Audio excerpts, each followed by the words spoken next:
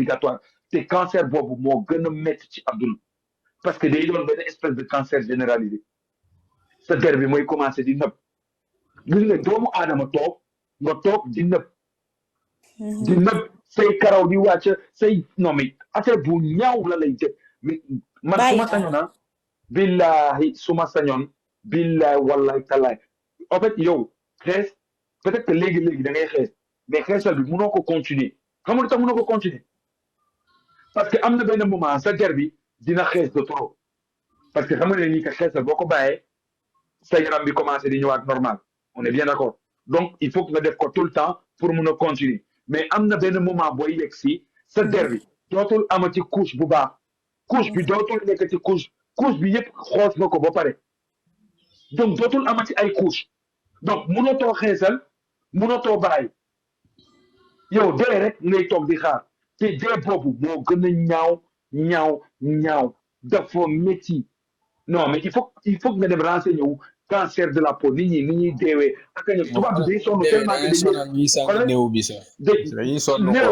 quoi. bi sa néew duñ ko mën a sàng parce que lu ñu laa der bi day dindeeku yow tey boo gaañuwee pour faj gaañu bi nga am sax problème la yow pour que ñu piqûre la problème la en fait c'est tellement dangereux que billaay man loolu yéenewuma ko sax sama pire ennemi yéenewuma ko xeesal mooy loolu c'est-à-dire que xeesal on va dire yow commencé nga yaa combien de temps man nag du ma xeesal tout le temps yenn saa yi damay bàyyi ma ñuul kukku ma am yaram waaw mais su ma xeesalee damay tuuti.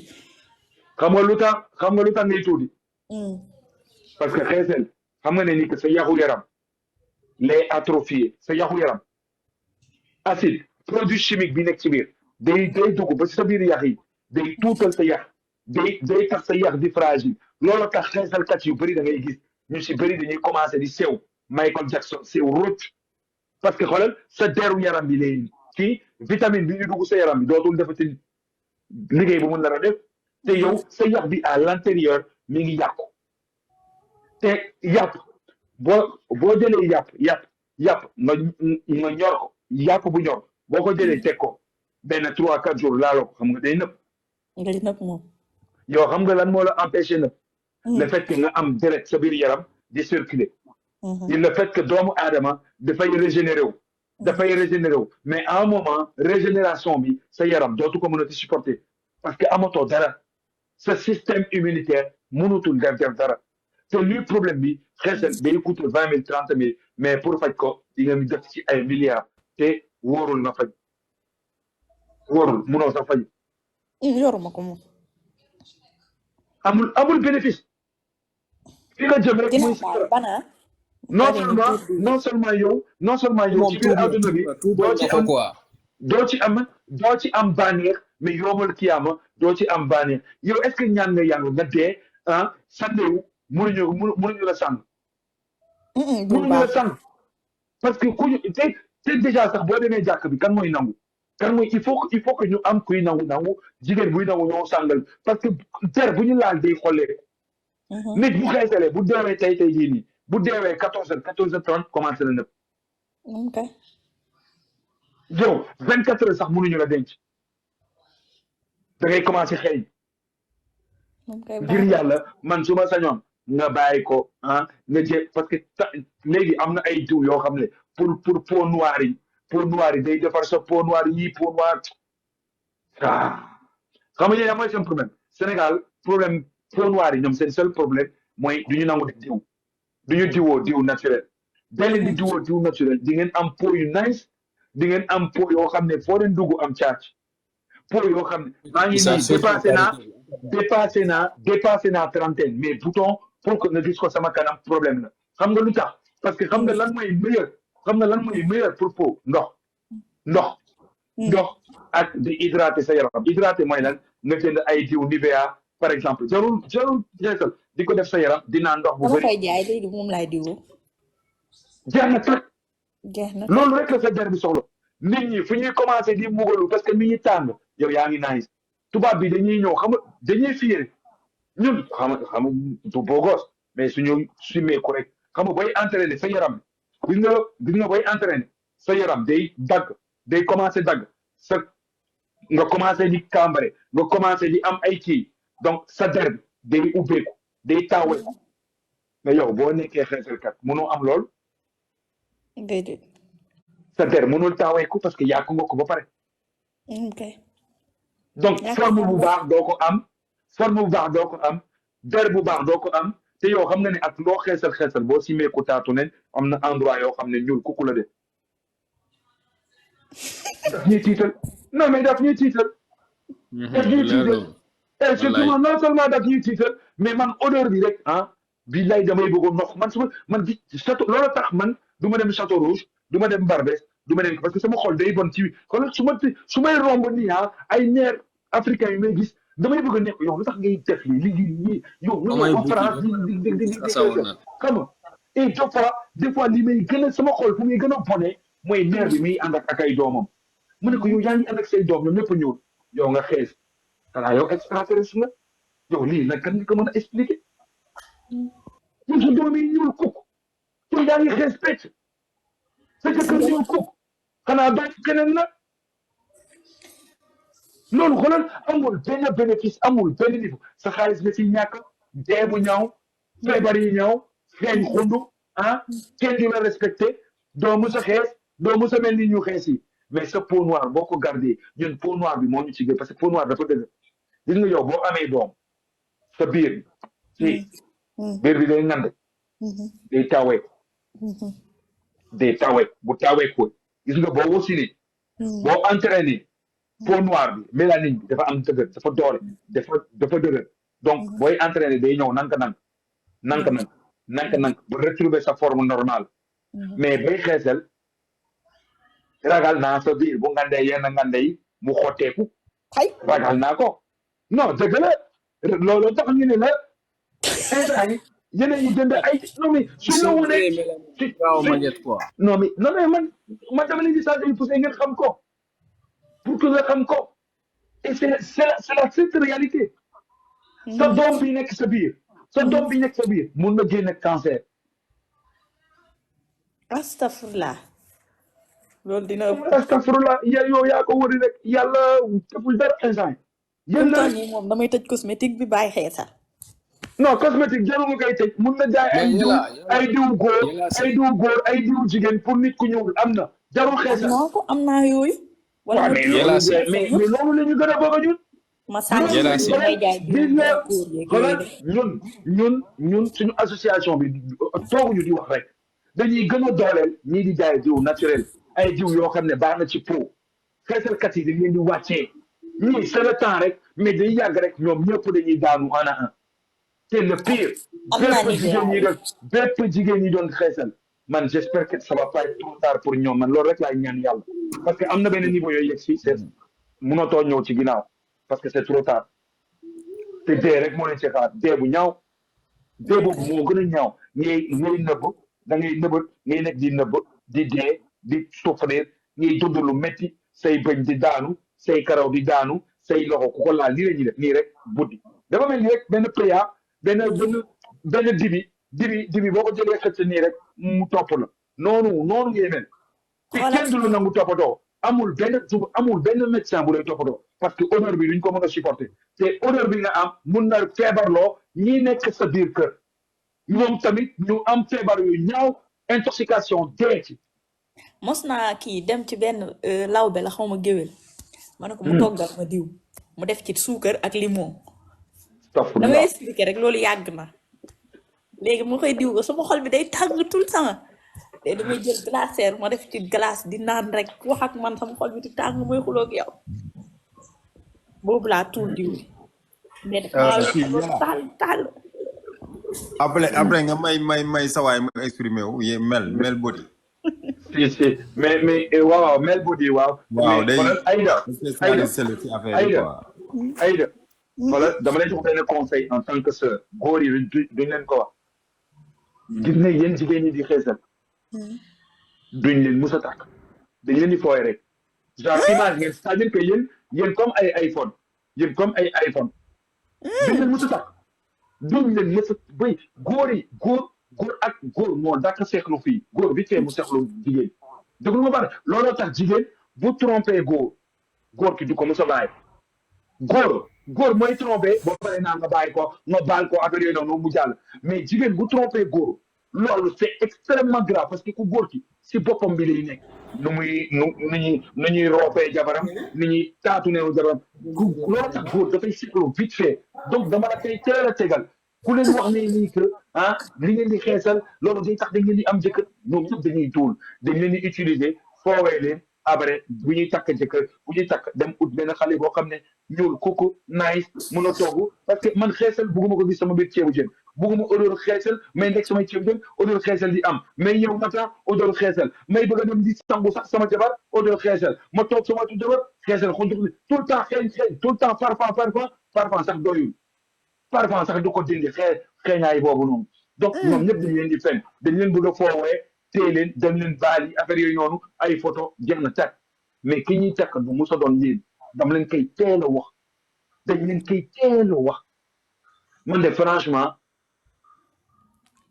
ma yow moo ma gënal takkal xeesalkat dëgg yàlla parce que odeur bi mu lii di dugg sama gémmiñ ak ay xel bu tey moom bugguma ko dund dama bëgg di yeew matin sama xale bu ñuul kukku di xeeñ lu neex di xeeñ ay parfum des fois ma ñoppati ko ma ñoppati ko bëgg nag ay mais góor ñi am nañu bëgg lu xees non lu xees mais lu xees naturel du lu xees lu ñuul la lu xees naturel xaar lu xees naturel du lu ñuul du lu xees lu ñuul la dañ koy considéré comme du noir c'est du noir juste en manque qui a moins de mélanine mais lu ñuul la lépp lu ñuul la carrément day jënd si jabaram xeesal ci man mais kooku noonu doomaram bu complexe la mais jabaram bu amee ay 40 ans ñu xool mais ko rek bu mu am 40 ans rek ñu xool kooku bientôt mu def uti beneen jabar dara dàqul nga denc sa peau normal boo xeesee alhamdulilah boo xeesulee sa ñuul bi moom denc ko parce que bu tilimee di nga ko mun a frotter nettoyer ko mu set wicc xam nga doo ci diw bu rafet mu xeeñ lu neex mais boo xeesalee bu tilimee boo frotter sa der bi topp ci sa jëkkër bu la ñoppatee ay garay topp wax dëgg yàlla Mel Bouti ñu ngi lay déglu j'espère que daal convaincre nañ la j'espère que daal di nga comprendre parce que là moom c'est très très grave après peut-être que Mel Bouti dina la gën a convaincre am na fii ñu bëri Mel Bouti maaleykum salaam j'espère que ça va j'espère que vous allez bien ça va très très bien alhamdulilah sama wolof bi leerul de man français daay garaawul waay mu ngi noonu en tout cas wolof nakal wolof soxna si ah non may ma lii rek non parce que lii Sénégal lay gën a concerné bon non mais ça c'est vrai mais attention parce que moi aussi je fais des vidéos à ce niveau-là et il y en a beaucoup qui comprennent très très très bien mënuñu wax wante ils comprennent très bien le français mu ngi noonu et ça c'est un sujet franchement ça c'est mon sujet c'est mon combat vraiment c'est mon combat surtout en tant que Sénégalaise moi je vis en France mais déjà pour revenir sur Mame Ndiaye Savon dans un premier temps un jour je suis tombée sur son live j'ai vu 2000 personnes apparemment il y en a plus d'habitude moi je suis tombée sur 2000 personnes j'ai fait une vidéo aujourd'hui j'étais 12 000 si je ne me trompe pas ouais apparemment hier aussi mais là justement je tombe dessus léegi nag ils sont tous venus en commentaire insulter billaay vous insultez parce que xamoo leen vous insultez parce que vous ne savez pas comme li nga wax tout à l'heure c'est ça c'est exactement ça vous ne connaissez pas les dangers réels de ce que vous faites loolu moo tax que vous prenez ça comme si c'était rien quoi comme là Aïda j'entends comment elle parle etc mais ça se sent on ressent que xamul sax lu muy wax xamul sax tamit en fait les dangers de cela mais ça comme on dit un cancer de la peau sax mais avant le cancer de la peau sax c'est-à-dire que demain même si tu as un accident même pour pouvoir te sauver ou aller te perfuser on ne peut même pas parce que la peau elle est tellement fine que même votre veine, là, on va pas la trouver. Et ça, c'est très grave. C'est très, très grave. Boparenak, la plupart, nous sommes des femmes. Dieu, c'est à nous qu'il a donné pour mettre au monde. Munga am dom, on te fait une césarienne. Ta césarienne, elle ne cicatrise même pas bien. Il y a des femmes qui sont mortes comme ça. Il faut le dire.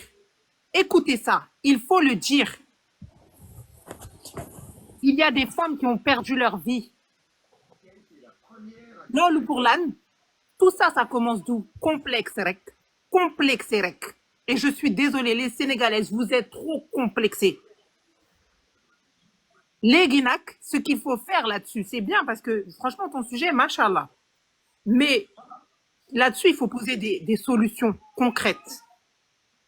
Moi, il y a quand même, malgré tout, hein, parce que tout à l'heure, il y a des gens qui te disaient ah, bon courage, bon courage, bon courage, ça sert à rien. Non, ça sert pas à rien. Mantamit, on me l'a dit plusieurs fois, mais ça ne sert pas à rien. Parce qu'il y a beaucoup de femmes qui veulent arrêter. Moi, je reçois pas mal de messages de femmes qui veulent arrêter, alhamdulillah. Mais le problème, c'est qu'elles ont peur d'arrêter et de devenir noires. Et le problème aussi, c'est que elles ne connaissent rien au niveau de la peau. Tes mounoutamit, eux-mêmes toutes seules, elles n'arrivent pas à prendre soin de leur peau. Elles n'arrivent pas à prendre soin de leur peau. Elles ne savent pas comment le faire. Et il faut juste apprendre, il faut juste savoir certaines choses. Moi, pour cela, justement, j'ai mis un programme gratuit où je vais tout vous donner. Mais avant d'arriver à arrêter le khessel, il faut déjà que vous travaillez déjà sur vous en tant que femme. Khamsen bop, gumlen sen bop, bopare. La femme, elle a de la valeur. Tout ça là, c'est complexé. Pourquoi? C'est un manque de confiance. C'est un manque de confiance. La femme sénégalaise est complexée. La femme sénégalaise a un énorme manque de confiance en elle. La femme noire, sakhlaywa. Et ça, c'est vraiment triste. Or que nous sommes des belles femmes. Mashallah, lafchat. Il faut apprendre à s'aimer dans un premier temps. Mon programme, c'est ça que je mets en avant. Et c'est ça que je promouvois d'abord. Parce que ce qui fait que vous tombez dans le khessel, c'est parce que Khamolen Sen Bob. Vous allez me dire oui, mais c'est pas vrai. C'est pas vrai. Parce que quelqu'un qui se connaît, quelqu'un qui connaît sa valeur, qui s'aime assez, il va pas complexer jusqu'à aller éclaircir sa peau. C'est pas possible. C'est pas possible, vraiment. Vraiment, mes sœurs, c'est pas possible. Les Guinac, un d'eux vous dites oui, Mame Ndiaye Savon, les avocats de Mame Ndiaye Savon. Eh ouais. Arrêtez. Arrêtez. Quand vous défendez quelque chose qui est bien. Elle crée du commerce pour les gens, des emplois. Emploi sur des choses comme ça. Emploi au détriment de la santé des femmes sénégalaises. Mais arrêtez-les, ouais. Arrêtez-les. Hypocrite là, Comment? J'ai dit la plupart des gens qui défendent Mame Ndiaye Savon, la majorité c'est des hypocrites en quelque sorte, quoi. C'est ça. Mais bien sûr. Mais bien sûr. Et comme tout à l'heure vous l'avez dit, la plupart en fait elle-même là, est-ce qu'elle met réellement ses produits? Est-ce qu'elle met réellement ses produits? Bon, pareil, les conditions, ay bassine, ay marmite, mais c'est quoi? On est où? Là, le motard, je dis en fait que vous-même, vous vous aimez pas. Bon, pareil, khess ne veut pas dire succès ou la réussite, hein. Il faut arrêter ça, tamit, hein. Khess ne veut pas dire réussite ou le succès. La réussite d'une femme, c'est d'abord dans sa tête. L'état d'esprit avant la beauté. Et c'est ça que vous ne savez pas. Et c'est ça qu'on doit vous apprendre. Moi, en tout cas, je suis là pour ça. Je peux choquer, mais en même temps sensibiliser, dénoncer, mais aussi aider en fait. Celles qui veulent s'en sortir. Et alhamdoulilah, il y en a. Mais arrêtez de croire à toutes ces choses-là qu'on vous fait croire. Tout ça, c'est du mensonge. C'est pire que de la publicité mensongère. Ça, c'est tout simplement... Vous enterrez plus vite, Rek. Vous enterrez plus vite. Et ceux qui sont pas d'accord, qui insultent et tout, man, je ne vous calcule même pas. Fallait au molène. Vous pouvez parler jusqu'à demain, c'est votre problème. Man, en tout cas, je sais qu'il y a des femmes qui ont besoin. Il y a des femmes... Mais Mel Beauté, Oui. moi, tu sais ce qui me peine. Mun nga wax wolof, hein, je comprends très bien. Ah ouais, man li ma gën a métti c'est suñu sœurs yi nekk ci diaspora bi ñoom ñoo mun a sauver seen sœurs yi nekk Afrique ñoom ñoo leen mën a sensibiliser ñoom ñoo mun a jóg wax leen li ñu nekk di def baaxul mais ñoom doo leen gis ñu yëg ci live yi doo leen gis ñi participer doo leen en tout cas moi je les vois pas beaucoup. Mais ñoom sax des fois dañuy xeesal loolu moo tax tamit. Ah c'est vrai. Il y a ça aussi, hein. Ici aussi, daal, mu ngi noonu, en France. Non, je parle de au moins, même ceux qui sont peut-être nés ici, au moins, peut-être qu'ils auront plus d'avance. Comment? Ceux qui ont grandi ici, ni nga xam ne am nañ expérience, tamit, comment? Je sais pas, man, mais il faut que diaspora bi tamit, ñoom tamit, ils essayent de faire quelque chose. Moi, je sais que sur TikTok, ça fait pas longtemps que je suis là, mais en tout cas, de ce côté-là, j'essaye de faire ce que je peux. Moi, je suis conseillère dermocosmétique depuis 2016. Et là-dessus, je sais qu'il y a pas mal de femmes. Je sais que j'ai déjà même accompagné des femmes à ce niveau-là qui mettaient du khessel. Elles sont venues vers moi. Elles ont retrouvé une belle peau. Mais même en retrouvant cette belle peau-là, elles disent que quand elles étaient blanches, elles s'aimaient plus. Et lors de mon temps que j'ai dit que ça, c'est un complexe réel. Avant ça, c'est un manque d'abord d'estime de soi-même, de confiance en soi. Et c'est à cause de ça qu'ils rentrent dedans. Et quand on corrige ça déjà dans un premier temps, il y a des choses déjà qui sont mieux et qui fait que tu vas mieux t'accepter. Parce qu'aujourd'hui, en fait, au Sénégal, ils ont mis dans la tête, c'est comme la dernière fois, là, il y a 2-3 jours, je disais justement que Mame Ndiaye Savon, il est temps de la dénoncer, il est temps d'en parler. Effectivement, il n'y a pas que elle. Il y en a beaucoup au Sénégal qui en vendent, mais elle a une très grande influence. Il faut le dire. Communauté, voilà. Les Guinak, non, mais nous, on est là-bas, c'est parce qu'elle fait rire. Elle fait rire et elle sort des choses comme ça. Mais man, je ne m'assois même pas là-bas. Arrêtez l'entamit. Arrêtez c'est une hypocrisie. C'est pareil pour les jeux d'argent qu'ils faisaient faire aux jeunes là avec des codes promo. Ils se font passer pour des comédiens et à la fin de leur comédie, ils disent aux jeunes, allez vous inscrire sur des sites de Paris en sport, etc., avec leur publicité. Et ça, c'est pareil. Ils aiment trop dire ça. Je rigole. Aduna du tiaxan rek de. Et là, je t'ai dit, il n'y a même pas 2-3 jours, je tombe sur une vidéo où elle dit de l'influenceuse Feynara que elle, c'est parce que Feynara dafa am dot ou 30 millions de francs CFA parce que moom dafa xees, une femme qui est noire ne peut pas avoir ce genre de dot. Mais regarde-moi ça. Ces choses-là, et on me dit c'est pour rigoler, mais lol, on rigole pas avec ça. Mais l'autre mom amul dot boobu. Non. On rigole pas avec ce genre de choses. C'est très, très grave de dire des choses comme ça. Moi, la plupart des filles qui viennent vers moi, quand je leur demande pourquoi vous avez commencé, je vous jure que c'est à cause de ce genre de personnes. C'est à cause de ce genre de paroles. Vous avez pas conscience de l'impact, en fait. À partir du moment où tu es sur les réseaux, tu as un impact à avoir, en fait. Tu dois montrer un bon exemple, pas un mauvais exemple. C'est très, très grave, en fait, ce qu'elle fait. Vous vous en rendez pas compte, les avocats là, de Mame Ndiaye Savon, là. Mais c'est très, très grave. Et c'est pas sa personne en elle-même, hein, parce que moi-même, je ne la connais pas, je ne la suis pas. En fait, mais madame, je veux poser une question, s'il vous plaît. Est-ce que c'est possible?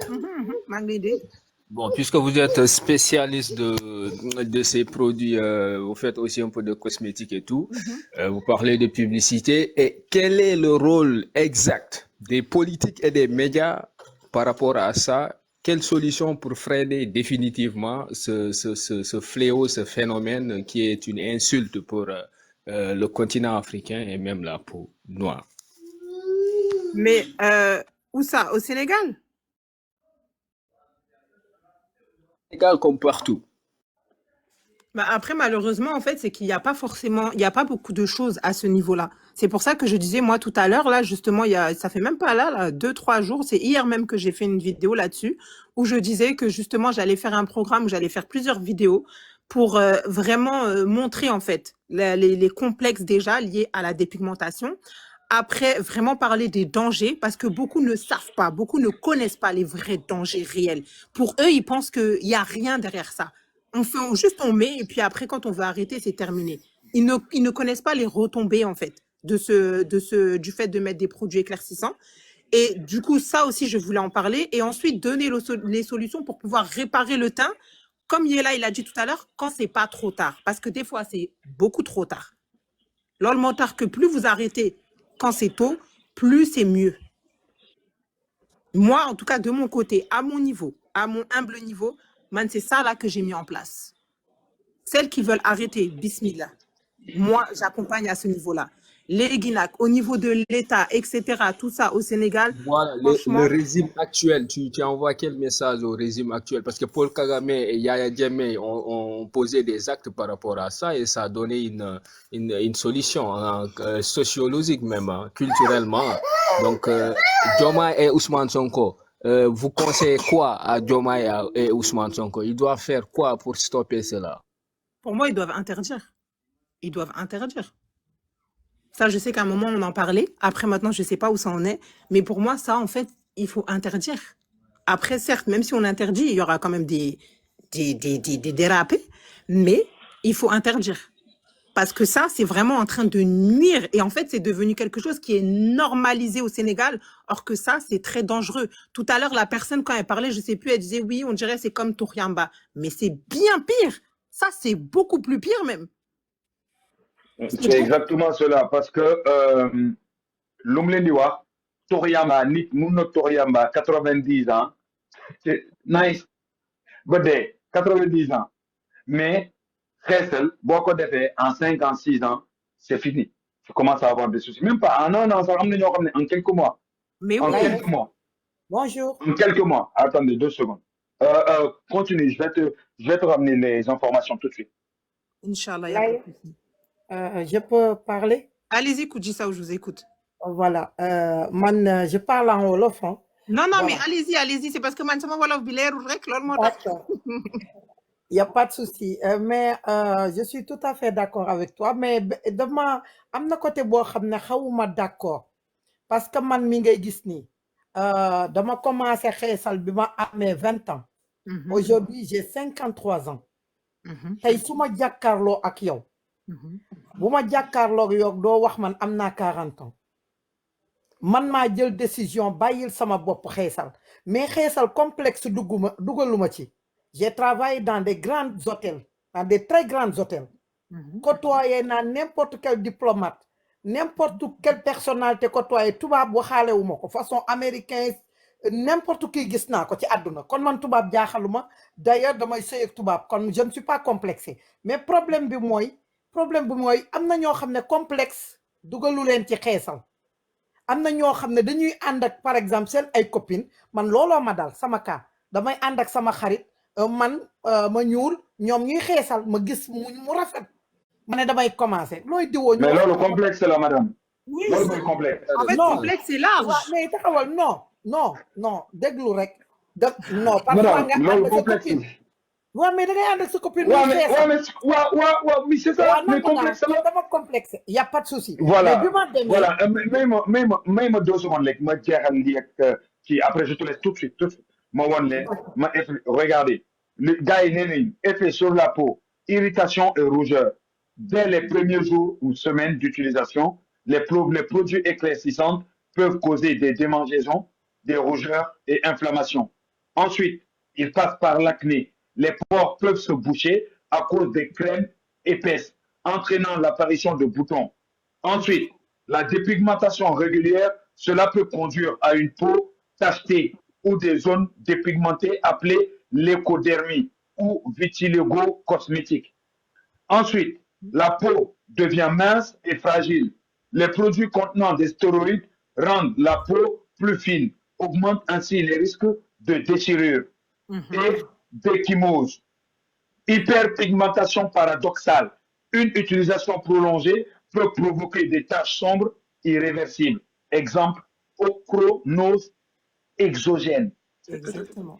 Ensuite, étape par étape, ensuite, les problèmes systématiques liés aux produits chimiques qu'il y a dans les produits éclaircissants, toxicité rénale et hépatique. C'est ça que vous allez avoir. Hydroquinone. Ça passe par le sang. Absorption, une Une absorption prolongée peut entraîner des dommages au foie et aux reins. Potentiel de cancer, bien que controversé, l'hydroquinone a été associé à des risques de cancer chez l'animal. Donc, c'est...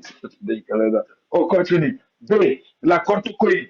La corticoïde, ça ramène des diabètes. Les stéroïdes augmentent les taux de glucose dans le sang. Hypertension artérielle. Les stéroïdes perturbent l'équilibre sodique, entraînant une pression artérielle élevée. Défaillance du système immunitaire. Une utilisation prolongée diminue la capacité du corps à combattre les infections. Toxicité neurologique peut causer des troubles du système nerveux, notamment des tremblements, des pertes de poids, et ainsi peut causer des cancers, peut causer diverses maladies, la fragilité du système qui te permet de pouvoir résister aux maladies. Le système immunitaire, en fait. Parce qu'il n'a Voilà, immunitaire. Voilà, mën naa développer. Voilà. Voilà, madame. Ok. léegi man kenn génnewuma ci xeesal. Man maa jékki-jékki mooy ñi nga xam ne dañuy diwu xees man boo xoolee sama TikTok dama daan weex tàll xam nga ci biir yaa ngi doon expliquer kii ci suuf ayda bi nga naan ko boo futtee ko yii day ñuul yii xees man sama yaram amul fenn fu ma sa ñuul dama daan weex tàll mais dama daan toog ba mu yàgg ma arrêté xeesal bi pour reposer sama yaram ñuulaat ba mu yàgg ma commencé mais damay remarqué su ma arrêté pour moment bi may ñuul bu ma arrêté su may sangu bu ma sangoo ba set génn day mel ni mu suma sangu damay wokkatu je me grattais je te jure ma xam ne lii xeesal bi la mais mujj gi ma bàyyi xeesal may sangu di sangu mujj gi yooyu defatuma ko ma commencé jël nu mu tuddati ma commencé jël kii nu mu tuddati François Baudon di ko diwoo après je me sens bien ma continuer ci laa jaare bàyyi xeesal ba léegi teint noir bu rafet laa yor aw ma tache aw ma acné aw ma dara bàyyi xeesal définitivement ba tey nii may waxee génn xeesal xam naa ne baaxul li ngeen si macha allah mais dama war a def chaque année benn vérification pour les cancers de peau. moi je travaille à l'hôpital amul dara lu bah voilà dara jotuma waaw avant-hier rek def naa bilan dara jotuma heureusement aw ma benn alhamdulillah. Ça fait combien de temps que vous avez arrêté, Koudy? Ça fait 3 ans, 4 ans. Hein? Oui, mais combien de temps avez-vous fait Lolo? Ñaata temps ngeen ko utiliser? Genre ñaata temps nga xeesal quoi? Mais yàgg na bi may am 20 ans.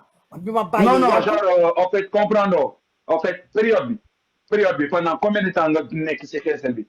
1 an, 2 ans après bàyyi wala? Maintenant j'ai 53 ans presque. Je peux dire 30 hein? 20 ans quoi. Oui. Et maintenant, donc, dama xeesal pendant 20 ans. 20 ans. Attention, dama lay wax nag mais sauf que man am na ñoo xam ne dañuy jël les oxydants day tente karaw am na ñoo xam ne lait bi la ñuy jël def ci citron ak ay tube yu tàng man yooyu du ma ko diwoo man musuma diwoo lu fort. Attention. D'accord. Parce que yu fort yooyu musuma ko laal. yow foo nekk Europe. Oui, je suis en France. Mais c'est logique qu'il y a un peu plus de contrôle en France quand même, madame. Non, attention, il y a beaucoup de produits cosmétiques ici. Attends. Mais Koudy, c'est parce que toi aussi, tu es plus consciente. Mais au Sénégal, maintenant... Non, mais il faut comprendre que les marchandises qui rentrent dans leur pays, il y a un minimum de contrôle. Gars, au moins, la peau peut au moins... Dis-le tout dit quoi. Ça va être moins dangereux comparé à ñi nga xam ne ñoo ngi toog di defar xeesal seen biir salon wala seen biir kër di ko def sans protège sans dara ah noonu là c'est encore 10 000 fois plus dangereux non seulement ci lu mu doon def c'est dangereux mais ñii li ñuy def Sénégal c'est encore 10 fois plus dangereux. mais Layes dama la bëgg a wax rek 3 yu nga xamante moo tax ma bàyyi xeesal. exactement man bàyyi ko parce que dama ragal cancer ou bien man xalaatuma sax cancer bi may bàyyi. xam nga man lan laa njëkk a xalaat dama gis ay maire yoo xam ne dañu xeesal léegi dem ba nekk mag te kenn gënu leen julli te kenn gënu leen baax ma gis seen kanam yi timpi tampa xale yi di wax maire bandi yi fekk maire yi duñu ay bandi xeesal la tax ñu leen di wax loolu muy de un boo xam ne dama ragal nekk mag ëllëg ñu ma koy wax deuxièmement mooy ma dee yàlla dafa xaraamal xeesal ma dee yàlla lakk ma comprendre nga man ñaar yooyu laa gën a ragal ci xeesal moo tax ma bàyyi xeesal yàlla bëgg ko et puis sa mujj gu du baax parce que xeesal amul kóllëre waaw da ngay dem nekk mag ja di tumpi tampa yoon ñuy yàq sa der fekk mag mu baax nga xeesal nga bëggoon ba mu dugal la ci yii xam nga yooyu moo gën a tax ma ragal voilà quant à Mame Ndiaye Savon aussi damay am na côté boo xam ne d'accord mi ngi jaay xeesal mais aussi moom rek jaayul xeesal ñu ngi koy sànni xeer mais tamit man dama ko bëgg parce que tamit c'est une battante liggéeykat moo ci gën a siiw c'est ça le problème d'accord man je l'aime bien je sais pas pourquoi au moins mais c'est une battante dans quel sens non mi ngi liggéey daal quand même te moom rek jaayul xeesal liggéey dans ce sens-là man il y a quoi d'inspirant là-bas waaw mais na bàyyi d'accord bu bëggee mënee jël benn liggéey buy gaañe di reye di yàq loolu du liggéey gu baax loolu c'est xaraam d'accord na changer liggéey mais quand même nan ko nangul ne liggéeykat la wax dëgg yàlla franchement si désolé ok gars yi na feneen seen boobu ñu ngi day liggéey ko nay leer mën nga modérer live bi vu que yaa ngi ci kaw nga joxe kàddu yi nit ñi comme ça ñëpp mun ci am na élève jigéen la am na Aïda tamit am na Khadija bu fi nekk tamit waaw yéla yàgg naa fi de man la Khadija waaw Khadija ñoo ngi lay déglu salaamaaleykum yéla ça va man nag yàgg na trop cela fait presque 2 mois damay bëgg a dugg ci sa live mais affaire yi dafay saturé man ni damay bëgg a dugg ci sa live mais affaire yi dafay saturé parce que allo damal c'est bon wàcce nañ ko c'est bon ku lay dëgg Khady mun nga wax quoi voilà man dama lay féliciter Yella encore une fois parce que ce ne sont pas de mes habitudes sax may wax nii mais dama gis machallah tu es très positif li ngay def dafa am solo ba si ñun ñi nga xamante ni ay femmes au foyer la ñu dañ siy gis sax suñu bopp maanaam dangay def loo xamante ni yaa ngi sensibiliser te dëgg lu logique yaa ngi sensibiliser si loo xamante ni lu logique la vraiment nekkuloo koo xam ne danga ñëw di sensibiliser di xas jigéen yi parce que man dafa am loo xam remarque boo xam dama ko def damay gis ay gars yu bari dañuy toog ci seen live di xas jigéen ñi xas yu metti ay jigéen di wax yu négatif si ñoom yow tey yaa ngi ne ñu sensibiliser si xeesal baaxul loolu logique yaa ngi ni mais waxu dara loo xamante ni lu négatif la si gis naa respect daal bi nga jox si femme yi loolu moom dama si kontaan bi si topp lu taxoon sax ma bëgg a dugg moom mooy un jour benn gars daf ma musoon arnaqué yaa ay 7 mois si ginnaaw léegi nag loolu ma bëgg koo jooy aw ma fu ma ko jooyee aw ma fu ma boole gaa bi mënuma ko porter woon plainte parce que boobu dama nekkoon si ay situation léegi moom waa ji le gars coûte un certain Fallou moom mooy booy arnaqueur yi daan wax soo ma joxee caution ma kii la xaalis ñu lebal la xaalis envoyé la ko ñoom foofu lañ njëkk a commencé avant xbet ay booy Fallou ak xawma ñan ak ñan léegi man un jour ma toog ndeysaan ma am problème mu xaalis ma soxla woon ay 50 000 munuma ñaan munuma dem fenn ma yam tombé si live am rek mu ne ma daf may lebal damay leble xaalis jox ma 5 000 ma jox la 60 000 te boobu j'avais que 5 000 francs kottu donc te man j'avais un besoin de 50 000 man daal ma daal di jël ma wéef ko samay 5 000 bu ma koy woo duma ko jot ba sànq ba big affaire bi nag karima ma bëgg koo jooy aw ma fu ma ko jooyee moo tax bi nga commencé di leen démasquer un à un affaire boobu daf ma intéressé woon tellement parce que man je suis victime te 5 000 francs rek 5 000 boobu xamul woon ci ban situation laa nekkoon xale bi arnaqué ma baneen bi si toppaat tamit dama dégg sama benn mbokku jigéen Aïda mu ne moom dafa am problème peut-être bàyyi xeesal man dama nekkoon avant muuruma woon mais bi may muuru ibaadu Rahman metti woon na parce que awma woon tenue bu ma sol bu adéquat toog naa 1 mois génnuma comme noonu la rek duma génn comme li la Yella wax bis boo bàyyee xeesal nga wàññi di génne parce que société bi ñoom ñoo lay njëkk a critiquer di la xoolal da ngay gëmm parfois sax seytaane ñoom ñoo lay ruux di la wax xeesalal et tout seytaane daf siy rax dama bëgg nga fort boo bàyyee nga tëx gumbalu di nga ñaaw et tout mais après loolu c'est éphémère ça passe yow fexeel rek nga bàyyi après ñaawaay bi ñuulaay bi loolu yépp ça passe après tu passes à autre chose man bi may doog a muuru ibaadu noonu la woon nit yépp di ma pointer le doigt aw ma yére yu ma sol ma laxasu kaa mais léegi loolu passé na changé naa sama garde-robe maa ngi mel comme toutes les femmes et tout yow tam dama bëgg nga forte daal sois forte yéelaa yow tamit maa lay féliciter dama kontaan ci sa sensibilisation bi vraiment macha allah maa ngi mën ngeen ma wàcce de j'espère que l'essentiel est dit. Ok, bien des choses. Merci, bravo à toi, merci. Anna Karim, on me laisse tomber quoi. Nailer, yaay modéré non wala waaw mais live bi c'est ouvert de ku bëgg intervenir rek def leen waaw mais kii nu mu tuddati yàlla dem julli waaw problème gars yi jéem leen dugg ku nekk ngay jéem xam nga ñu def ko débat bu civilisé. waaw ok waaw. ku bëgg a wax ñaan wax après que jël et puis bon voilà quoi. na élève jël quoi na élève jël nii développé ñu xool ñu déglu ko élève j'espère que yaa ngi ci live. waaw maaleykum salaam. maa ngi nuyu ñëpp di rafetlu seen kii bi seen thème bi tey jii di la ñaanal bu baax yee laa wax dëgg yàlla damay dugg ci say live mais li ngay def am na solo lool par rapport ak concours Quran yi ngay def dangay gën a inciter jeunes yi ñuy jàng alxuraan di bàyyi xel bu baax seen diine parce que jeunesse su Sénégal bi fi mu toll nii dañoo soxla ay nit yu mel ni yow yoo xam ni dañuy guider jeunesse bi mais Sénégal moom macha allah dafa nekk réew moo xam ne tamit dañoo jàmbaare loolu tamit ci alquran mais loolu du thème bi tey comme ci xeesal la ñuy wax man dama bëggoon a contribuer rek ci benn rappel boo xam ne sunu borom moo ko wax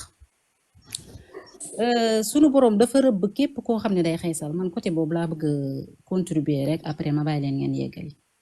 ok sunu borom dafa rëbb xeesalkat. loolu rek dafa rëy sunu borom kum rëbb yow foo jëm ak loo yaakaar yow mal xiyaam nan nga ciy génnee ki koy def kiñ koy jaay ñoom ñëpp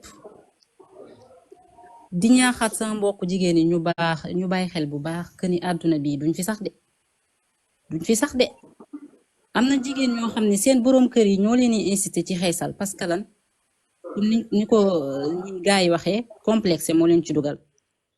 am na ñoo xam ne dañ koo jàpp comme critère de beauté mais xees dongu nekkul ku xees dongu rafetul xees dongu taxul nga rafet nga nekk jigéen bu taaru mën ngaa taaru ci biti te fekk yow intérieurement tu n'es pas une belle femme donc góor ñi nga xam ne dañuy inciter tamit seen jabar yi ñuy xeesal parce que dañoo jàpp ni xees critère de beauté la ñooñu góor lañ yoo xam ni jànguñu te genre góor yooyu dañoo jara moytu ndax góor yooyu ñooy tàbbali seen jabar yi safara dañuy tàbbal seen jabar yi safara de góor yow ñu ne dangay te jigéen ñi topp góor yooyu nag parce que lan dañuy topp seen digalu jëkkër yi ñoom tamit ñu ngi ci erreur góor bu lay incité ci xeesal lekk jar na divorce jar na nga divorcé parce que ci lu mu lay dugal mooy maudire sunu borom da lay maudire donc loolu soo ko defee nga topp ndigalam ci loolu sunu borom da la ci maudire donc bépp jigéen boo xam ne sa jëkkër da lay incité ci xeesal jar na divorce motif de divorce la de nga génn ci say boobu soo négocier ba xam ne amatoo solution divorcel parce que suñu mbugal nga ciy jëlee de mbugal nga ciy jëlee te suñu borom moom ku mbugal moom ku mu diir moom xam naa ne dina metti ci yow de yow ma xiyaam man côté boobu rek laa bëgg a contribuer su ma mbokk jigéen ñu bàyyi xel bu baax topp sa bànneexu jëkkër warta tax nga def loo xam ne dafa naqari suñu borom bàyyi leen ci xel bu baax. macha allah kàddu yi am na solo élève rappel yi am na solo xam nga ci côté religion bi aussi quoi c'est très intéressant bon donc xam nga nit moom bu jiitalee am gëm ndaw bu nekkee ci yow rek xam nga yu bëri di nga ko jomb def quoi kon donc lu ñuy def lu dul bàyyi kii mu wax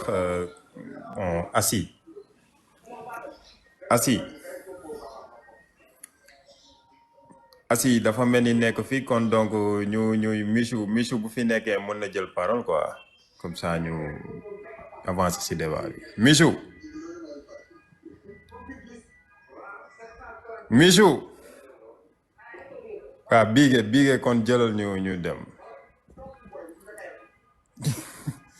ñoom dañuy yegg juste pour xama pour nekk fi benn temps bi nii après mooy loolu duñ jël parole Momo waaw maa ngi leen di nuyu ñëpp nuyu Yella waaw avant tout dama koy remercier ci job bi nga xam moom la doon def temps yi passé xam nga job bu rafet la macha allah mais nag dama ñëw ci thème bi ci thème tey bii nii Ben tëjoo sa micro s'il vous plaît comme commencé naa ko et Ben non développel kenn ñu ngi lay dégg ok léegi ci thème bi ngeen di tey moom laay ñëw tey avant tout damay wax ñun Sénégalais yi nan bàyyi soxor ñun Sénégalais yi nañuy wax loo xam dafa nekk ci ñun bu ñu nekk ci live di fen ba pare bu ñu nekkaatee wéetee di def loo xam tey liñ doon wax tey moom la ñuy def deuxièmement bi Mame Ndiaye Savon tey bu amee njaam di jaay ak lu mu ci monti am ak lu ko ci monti fekk moo koy engagé moom lay tereel ay waajur moom lay defee lépp yaa ngi dégg mais lan la doomu aadama di yéegee naan nit na bàyyi lu muy def na changé beneen liggéey nekk ci beneen liggéey te yow te ñuy wax parce que lu muy def nii dafa baaxul si jeunesse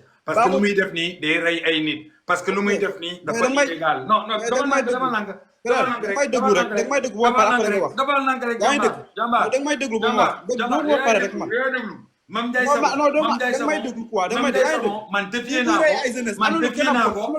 naa ko ci kanamu yoon bu amee am na ñoo xam ne jaay ay yàpp jambaar ay jaay yamba yooyu lijjantuñu ko suñu yoon nekku ci loolu ok yamba yooyu noonu gisuñu leen ñu siy def publicité ci internet bi woon yamba yooyu noonu gisuñu leen ñu siy woo ay nit en flagrant délit suñu jeunes yi pour que ñu dem dugg dinaan dañuy coob yamba wala dañuy tox yamba est-ce que yaa ngi dégg li ma la wax kenn du soxoree ab doomaram boo xam ne day jaay dee kenn du soxoree ab doomaram boo xam ne day def loo xam ne yàlla da ko tere il faut que nga doon ku yées il faut que nga doon doomaram il faut que sa papa ak sa yaay doon ay doomaram looloo tax ngay soxore nit boo xam ne xeesal lay jaay yéen sa genre yi nii ñoo tekkiwul dara ay góor jigéen toog di naan dañuy défendre ay xeesalkat naan ay suñu yoon nekku ci ñun suñu yoon mi ngi ci ñun suñu yoon tëjal sa gat bi ñun suñu yoon mi ngi ci parce que suñu doom yi la koy jaay suñu yoon mi ngi ci parce que suñu frère yi lay daw xaaral ñëwal suñu yoon mi ngi ci parce que suñu frère yi la koy jaay suñu yoon mi ngi ci parce que suñu sœur yi la koy jaay nga nekk fii di jéem a dóor tajale non kii kay dafa yaakaar ne nekkuma fi wala lan la non kii da nga ma ko waroon may quoi Yella góor bu bon bii yow boo nekkee donc Mame Ndiaye Savon lu si suñu yoon ab doomaram il faut nga doon day doomu yéefeer looloo tax yéen ay doomu yéefeer ngeen looloo tax yéen lépp lu ñuy dénoncer lu bon rek yéen ngeen yaakaar ne kan mooy soxore sa xeesal kan mooy soxore kuy xeesal kan mooy soxore kuy jaayee xeesal yow yaa ngi dem bay ba Espagne yow nga dem ba Espagne amoo looy def lu dul défendre ay xeesalkat ah non Yella kii nag ma ko waroon may ma wàcce ko quoi non kii kay moo bëri defe yàlla quoi c'est que les gars dañuy problème bi mooy ñun ko xamuñu lan waaw Aïcha Bobo envoyé nañ la demande boo yéegee fii yéegal fii nga xoolal nga taal sa caméra nga woo sa pap mu won ñu lu muy am ma won la lu ko raw 10 fois sa pap ak sa yaay bu ñu liggéeyee li ñuy am ci mois bi man loolu laa mën a am ci benn journée donc bu leen jaawale nit ñi ñun duñu ay dunk comme yéen ñun dañuy liggéey am suñuy entreprise di daw amal jom tuuti ngeen bàyyi di nekk ay dunk di martaatu jàmbur yi rek yéen dañ leen jur pour que ngeen doon ay markatu taat rek ay góor lépp lu bon ñoom jamais nga gis leen ñuy ñëw di xeex lu baax ñoom lu bon rek la ñuy défendre jamais ñu défendre lu baax ban góor mooy ñëw défendre xeesalkat su nekkulee góor jigéen ban góor mooy defar xeesalkat boo nekkulee góor jigéen dëgg gars yi ma ngi leen di bàyyi ngeen continuer waaw mais Yella kooku su fekkee li ñuy wax ni lu dëgg nañu woo ci yoon waaw loolu de def ci kaw ba ci suuf dara nekku ci yoon ay publicité mensongère ngeen bëgg ñu sonal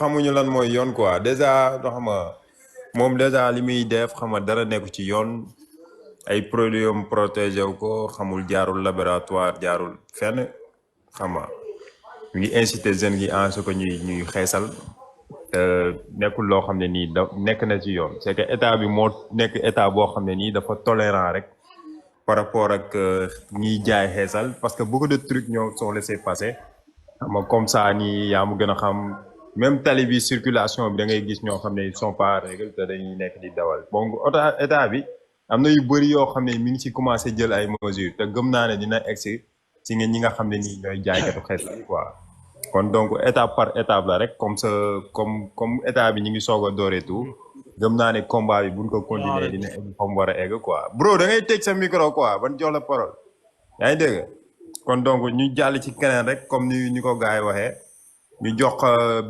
Bigué bu fekkee mi ngi ci live bi mën na jël parole comme ça mu développer quoi Bigué ñi ngi lay déglu Bigué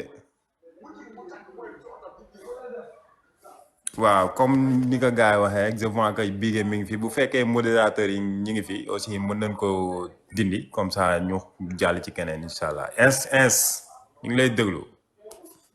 salaamaaleykum wa rahmatullah. maaleykum salaam. Cheikh bi ñu ngi ziar. loolu ziar bu wér waa jàmm. ñu ngi rafetlu tamit waxtaan wi. waaw lépp une heure de temps ngi nii may signaler pour mu yéegal ma. si di. ndax lii muy xeex nii lii liñ ciy xeex nii liñ ciy xultu nii ku ko kontul rek xamal ni yaa ngi jàppale seytaane. xam nga yàlla moo ñu bind moom ñu ba pare indi ñu fi. bi ñu bindee indi fi aadama mu am fi ay doom ak i sët yàlla dem ba ci jamono doomi aadama yooyu ak sëtam yi nekk ay jaamukatu xërëm ba bañ egsee ci jamono yonent yàlla Nuux yàlla mel ni ku tukkil àdduna ba mu des fi Nuux ak ñi nekkoon ci gaalug Nuux ga bi gaa yi wàccee ci gaalug Nuux ga am ci doomi Nuux koo xamante ni nit ku ñuul la woon moom meññi nit ñu ñuul ñi yonent yàlla Moussa ci nit ñu ñuul ñooñu la bokk bi nit ñu ñooñu nag bi yàlla bindee ñu ñuul ak ñu weex ak ñu xees ak ñëpp ba noppi yàlla dafa xaraamal kuy saboote nim la bindee yàlla wax ne nag képp kuy saboote man yàlla ni ma la bindee na la leer ni yaa ngi bokk ci waa kër seytaane mi ngi koy wax ci suuratu Nisaa yi di wax ni seytaane moom da leen di dëngal di leen dik di leen nax te képp seytaane mooy sa kilifa moom lay wax ne wala udillannahum wala umanniyannahum wala amurannahum fala yubattikuuna aadaana al an'aam wala amurannahum fala yugayyirunna xalqa allah dégg nga li yàlla wax dani fala yugayyirunna xalqa allah ñiy saboote li yàlla bind Maam Njaay sa moom mii daa bokk ci ñi nga xam ni dañuy liggéey ngir nit ñi di saboote li yàlla bind fala yugayyirunna xalqa allah yàlla teg ci ni wa man yattaxidi shaytaana waliyan min dunillahi faqad xasira xusraanan mubinan yàlla nee na képp koo xamante ni jël nga seytaane di ko topp te bàyyi yàlla maanaam képp kuy xeesal te bañ a mel bàyyi sa der bi ni ko yàlla bindee na la leer ni ci waa seytaane nga bokk te torox nga toroxtaange goo xamante ni toroxtaange gu fës lay doon kon lii amul ku ko mën a défendre produit yi ñuy jaay amul ku ko mën a défendre bu fekkoon sax même bu doon li ko yàlla xaraamal ak lim ko bañ sax maanaam ñaawte gi nga ciy jëlee ak ni ngay fullee ko yeneen façon kii yi mu lay indi rek daa jar képp kuy góor yàlla xeex ko ki fi yéeg sànq naan day jéem a jàppale xaw ma Maam Njaay sama xaw ma kooku dañ ko war a dóor téeméeri at ñii di jaay xeesal yi ku leen di jàppale dañ laa war a jàpp dóor la ba ngay bëgg a dee jar nañoo plainte ngir yoon wax ci jar naa defi live ñëpp di ci wax ngir ñu arrêté ko jar naa def lépp dégg naa sànq benn femme buy wax ci góor ñi jël seen jabar yi di leen xeesalloo man de ku ma mayoon sama doom nga jël sama doom bëgg koo xeesalloo ma dem tasi sëy ba donte li ma gën a bañ ci àdduna man mooy sëy bu tas. kilifa bi dama la bëgg a poser benn question. maa ngi dëggalu ci dàgg bi. bon en fait dañu gis ni ñu ngi wax dëgg la ci wàllum xeesal Maam Njaay Savon mii di ko jaay ak ñenn ñu bëri di koy jaay. te ñu gis ni kilifa Sénégal yi suñuy imam suñuy kilifa diine des fois nga dem ba ci këru xalif yi fekk fa ay soxna seeni soxna yi di xeesal di sol greffage lan mooy si sa xalaat. sama aata ci ñoom mooy ñi yàlla wax ci alquran naan leen atamuruna an-naasa bil birri wa tansawna anfusakum wa antum tatluna al-kitaab afala taqilun yàlla dani ndax da ngeen di digal nit ñi lu baax ba noppi yéen doo leen ko jëfe mu ne xanaa doo leen xalaat afala taqilun xanaa doo leen xalaat gis nga kër kilifa goo fa dem fekk soxnaam di xeesal wala doomam booy boo mu leer la ni kii matul kilifa kër imaam boo fi dem fekk doomam di xeesal wala jabaram na la leer ni moom yàlla nga koy rëbb ndax yonent bi dafa wax ni allo be tëjal buddu néeg bi yonent bi dafa wax ni kullukum raa'in wa kullukum mas'ulun an ra'iyati dañ yéen ñëpp ay sàmm ngeen te sàmm bu ci nekk dina laaj ëllëg nan nga doon sàmme sa njaboot imaam ak yonent ak lépp ci yam gis nga lu xaraam bu àdduna bi yëpp àndandoo woon di def lu bon du tax lu bon baax lu bon bu àdduna bi yëpp àndandoo woon bàyyi lu baax du tax lu baax bon xeesal dafa xaraam doonte bu doon suñu xalifa généraux yeeg suñu imaam yi ustaas yëpp seen waa kër dañ koy def du tax xeesal baax xeesal lu baax day baax doonte ñëpp dañ koo bàyyi moo tax ñoom imaam yooyu ñooñu nga xam ne ñoom ñoo bàyyi seen njaboot gi ñu koy def koo ci gis xamal ne bu ëllëgee moom la yàlla gën a duma sax nag ndax moom jàng na ki jàng moo gën a dis àtte foofu ki jàngul imaam bi njabootam di xeesal wala sëriñ bi njabootam di xeesal te jëlu ci ay metuwaayam jële ko fa bu ëllëgee bu yàlla duma moom lay jëkk a duma gis nga mën naa jël misaal tey jii man su ma doonoon ab jaamukatu yàlla bu mag jaamu yàlla ba ëpp tiyaaba ci àdduna bi su ma demee yow mal xiyaam fekk daa am ci sama kër sama doom wala sama jabar bu doon xeesal bu ma yàlla àttee ba ma war a dugg àjjana da ngay dem ba war a dugg àjjana sa doom ñoo taxaw wala sa jabar yàlla ni waqifuhum taxawloo leen ndax lan innahum mas'ulun ñoom ñu war a laaj lañ dañ leen a war a laaj ci lan ci nan lañ yore woon seen njaboot gi bu fekkee da ngaa bàyyi woon say njaboot ñi xel wala seeg doom boobaa looloo lay teree dugg àjjana te ay dumay yàlla doo nga ci jële muy imaam ak muy sëriñ ak keneen ku ci yam na mi ngi noonu yaakaar naa tontu bi leer na. waaw macha allah kàddu yi leer na nañ macha allah je pense que ni rien à dire et que mooy li nga wax rek lu baax moom lu bon moom kenn mënu ko baaxal baax ba mu baax quoi parce que lu bon la te yàlla bind na ko ci alxuraan sëñ ci def ka ak ku ko munti def ak fu mu munti jóge lu bon la quoi kon donc ku nekk li nga wax rek mooy ku nekk ëllëg keroog yombal ñaam dina la laaj nan nga sàmmee mun sa njaboot quoi kon donc ku nekk si ñun franchement kon na xaar loolu noonu bu fekkee am nga njaboot boo xam ne nii dañuy xeesal quoi kon donc kon si ñëpp la bokk yam quoi comme ni ko oustaz bi waxee macha allah kàddu yam na solo di la ñaan rek xam nga ngay bañ a gëj ci live bi te live bi xam nga live bi moom macha allah quoi dañ ciy soxla genre tête bi quoi. jaajëf bu fekkee mën nga jël kàddu aussi dama koy suivre lu bari. dama koy suivre lu bari ndax am na concours yu muy organisé sama benn raq da ciy bokk. léeg-léeg damay suivre live. man sama organisé. dëgg la macha allah jërëjëf Oustaz ok mu xaar développé. waaw man sama kàddu si comme wàllu xeesal bi wala wàllu greffage bi wala wàllu yokk say xeef lu ma ci jàngal mooy lépp loo xam ne doomu aadama mi jigéen mi góor yaa ngi koy yokk si sa bind bu yàlla bind ci yow loolu lislaam da ko araamal mu da ko bañ ndax man gëm naa ne suñ génnee dina ñu wax wàllu nit personnellement ni muy doxee ni muy dundee lépp loo yokk ci yow complexe la complexe maanaam yow da ngay ñuul nga ne sa ñuulaay neexul la nga jënd diw pour xeesal loolu complexe la tudd si tubaab nit ku yor complexe rek mooy def loolu à part diina su ma tegee diina fële maanaam lu àdduna di doxee tey boo ñëwoon fii si Europe wala nga dem benn réew boo xam ne ñu xonq ñoo fa nekk yow nga raf fa ñuul yow nu ngi leen a bëggee ñoom ñu ko raw lañ lay bëggee ndax ñu der bu ñuul bi nga yor na bokkoo ñoom couleur yow boo wëlbatoo na da nga jënd diw nga ne da ngay diw pour xees mel na ñoom xeebaat nañ la comme nañu xeebee woon kañ gën a xeeb kon xeesal amul njëriñ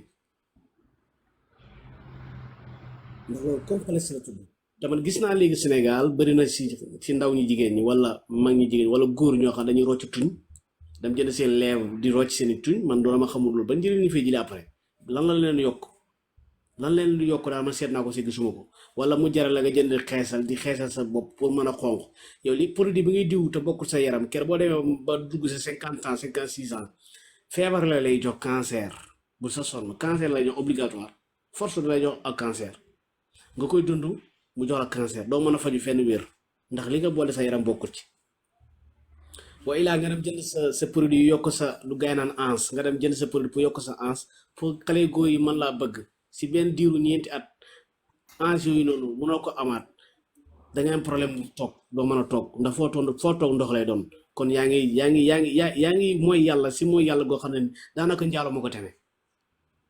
am yow it benn question moo la bëgg a poser quoi te si am solo.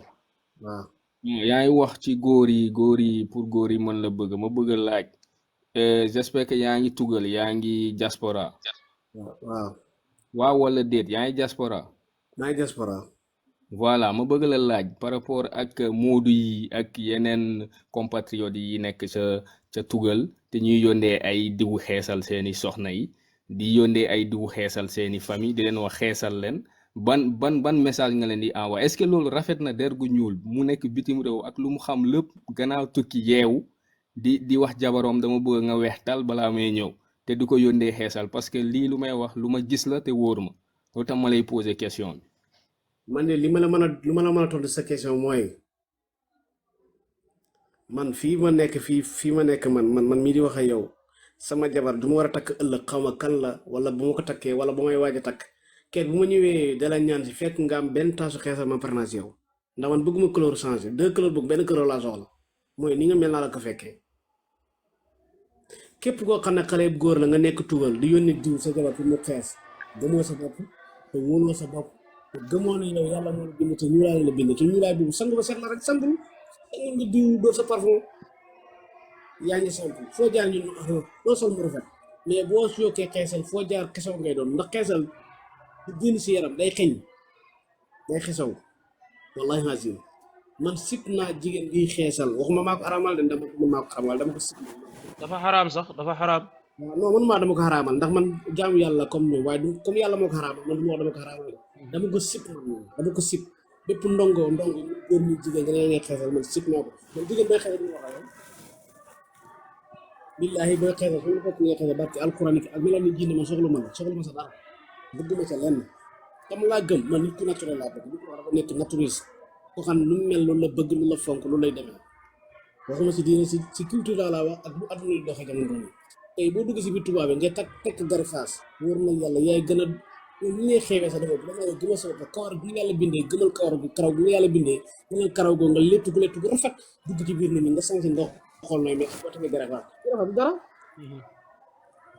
garifaas bi ñu jëndee 300 000 400 000 te yow néeg bu ngay fanaan amul sa lampe torche bu baax sa mat la baaxul nga jënd garifaas 300 000 di ko sanse kan moo lay xool kenn am nga jëkkër pare looy defee garifaas 300 000 kanaa sa jëkkër nobul la kanaa nobul sa jëkkër yemal si dépense jëkkër ngeen lekk lu baax sang ba fekk lu rafet génn doxantu bi 300 000 am na fu mu xaj man xale góor yi jox seen jabar yi ñuy jënd xeesal suñ ma dégg ak suñ ma déggul nañ ko bàyyi yokkul ci diina dara day wàññi diina yokkul ci taar dara day wàññi taar yokkul ci taar dara xeesal yokkul ci taar dara day wàññi taar yokkul ci diina day wàcc humanité weddi yàlla la lay jox ruusoo sa famille la lay jox amul leen lu lay yokk xale góor yi nañ bàyyi lu ñuy def nañ bàyyi xale jigéen yu ñuy xeesaloo pour takk leen jabar man de du wax kenn xeesalal waaye képp koo xam ne bëgg naa la soxna fekk ngay xeesal parnage lu mu la takk man naturel laa bëgg ku nekk naturellement mi góor mi jigéen ma gis naa les góor yi dañuy jënd ay lèvre xamalu liiwu diwa suñu tudd fa bañ naa ko ba xaw nu tudd di duy seen tur yi pour ñuy xonq tur ñi affaire rocceeku yooyu noonu di jéem a bondewu si dëkk bi di photo di mel neneen beneen genre couleur boo xam ne nekkul ci ñoom boo xeesoo boo xeesee xees nga demal nga jënd 100 points nga sango bu koy def atte góor jigéen lañ lay atte voilà demal nga jënd 100 points nga sango ba set nga dóor sa parfum sol lu rafet boo solee rafet boo génn nit ñi bëgg la nit ki yére mooy sagam yére ak nu mënta mel na am yére bu baax rek fooy fanaan kenn xamu ko waaye sa yére na baax yére bi ngay sol na baax loolu lañ xam même bu seeru na yére ba set dàll bi même bu dàll bi seeru na set même bu dàll bi seeru na set bu yére bi seeru na set ndax te sa làmmiñ bi wax ndànk jëf lu bari foofu la ñuy fonkee nit may ay xeesal ay diw ay du ma ko digal kenn waaye képp ku koy def man xeeb naa la te gëm naa ne gëmoo sa bopp loolu daa am lu ma leen di jox ba ci kanam ngeen jox keneen kàddu nii kàddu macha allah kàddu gi rafet na macha allah comme ni ko gaay di waxee rek bon bu fekkee bigé fan nga nekkoon sànq ba léegi